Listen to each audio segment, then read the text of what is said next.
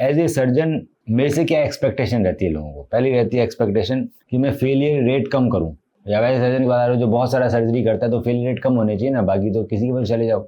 दूसरी एक्सपेक्टेशन रहती है कि मैं आपको जल्दी ठीक कर दूं और दर्द कम करूं, आराम से भी ठीक हो जाऊं, क्योंकि 1.5-2 महीने बेड पे रहना, दर्द सहन करना बहुत मुश्किल है, और मेरा फ्यूचर में भी नहीं टूटे और मैं दोबारा गेम में चला जाऊं। ये 4-5 बेसिक एक्सपेक्टेशन रहती है सर्जन से। सो ये चीज़ तो 20 साल पुरानी है।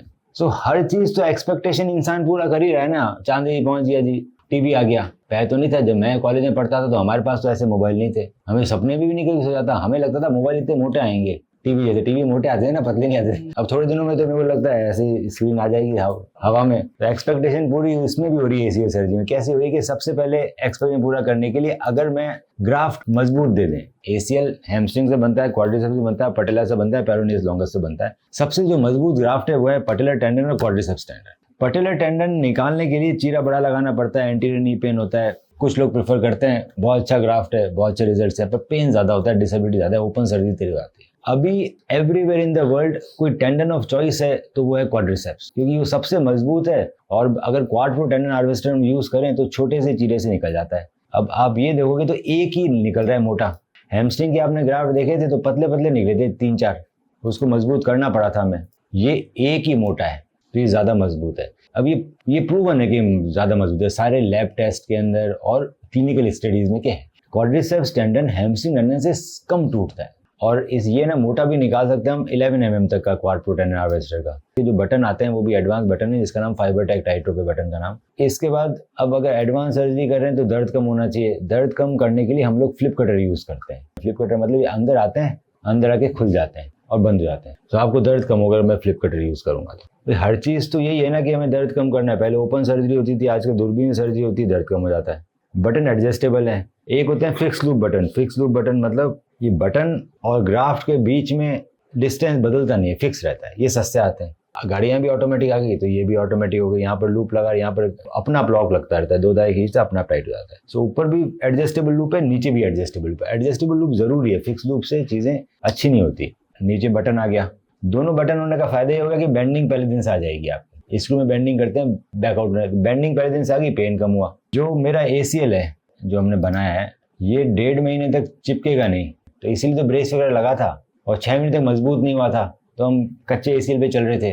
तो जो बाहर जो ब्रेस लगाया था हमने वो अंदर ही लग जाता है, उसका नाम है इंटरनल ब्रेस। ये ब्लू रंग का है, इसको हम एंकर के थ्रू फिक्स करते हैं। इंटरनल ब्रेस को यहाँ पे गांठ नहीं मारेंगे, इसको एंकर के थ्रू फिक्स करें। स्क्रू सर्जरी में स्क्रू लगाने के बाद बेंडिंग नहीं कर सकते। बेंडिंग करने से लिगामेंट में जोर पड़ता है, लिगामेंट लंबे हो जाते हैं। तो अगर सर्जन ने पहले लंबा नहीं किया तो बाद में लंबा होने के चांसेस रहते हैं स्क्रू सर्जरी में। बटन लगाने के बाद लिगामेंट लंबा हो गया, मैंने ऊपर भी टाइट कर लिया, मैं नीचे भी टाइट कर लिया, एडजस्टेबल लूप है तो ये पूरी तरह खींच गया है, साथ में इसमें प्रोटेक्शन भी लग गया है। अब ये प्रोटेक्शन जो इंटरनल ब्रेस है ये क्या काम करता है? ये काम करता है आपके लिगामेंट को लंबा होने से, फटने से, वापस टूटने से बचाने के लिए। बचाना क्यों जरूरी है? 6 महीने तक लिगामेंट कच्चा है तो 6 महीने तक बचाव की जरूरत है। दूसरा ये आपको जल्दी एक्टिविटी में लाता है। पहले ब्रेस नहीं लगाओ, वॉकर की जरूरत नहीं है तो वजन देके चल सकते हो पैर में, तो खुश रहेंगे हम। क्यों 1.5 महीना परेशान रहे? घर में घूमो फिरो आराम से, पैर बैंड करो।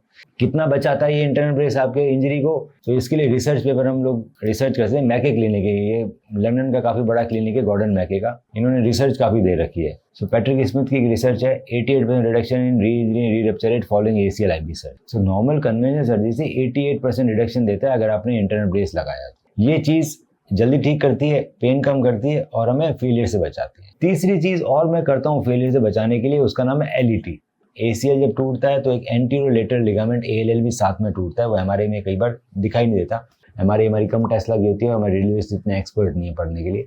तो हर बड़ा सर्जन ये जरूर करता है, एक नया लिगामेंट बनाएगा, यहाँ पर एक छोटा एंकर लगता है छोटे चीरे से, उसको बोला जाता है लेटरल एक्स्ट्रा आर्टिकुलर टेंडोसिस, एलईटी या एएलएल। एलईटी एएलएल के दोनों के रिजल्ट सिमिलर है तो मैं एलईटी प्रेफर करता हूँ। तो ये एक और लिगामेंट बनाएंगे।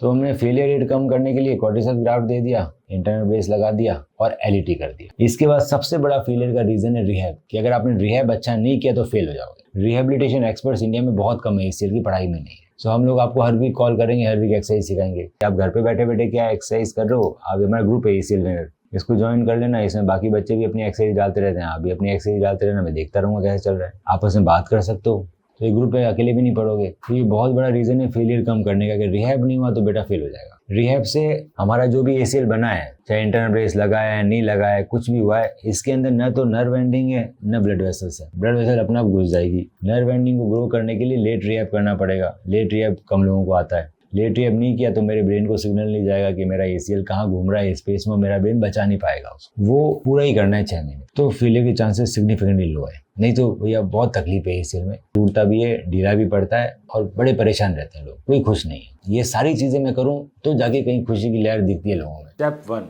आप अपनी MRI रिपोर्ट मुझे व्हाट्सएप करें।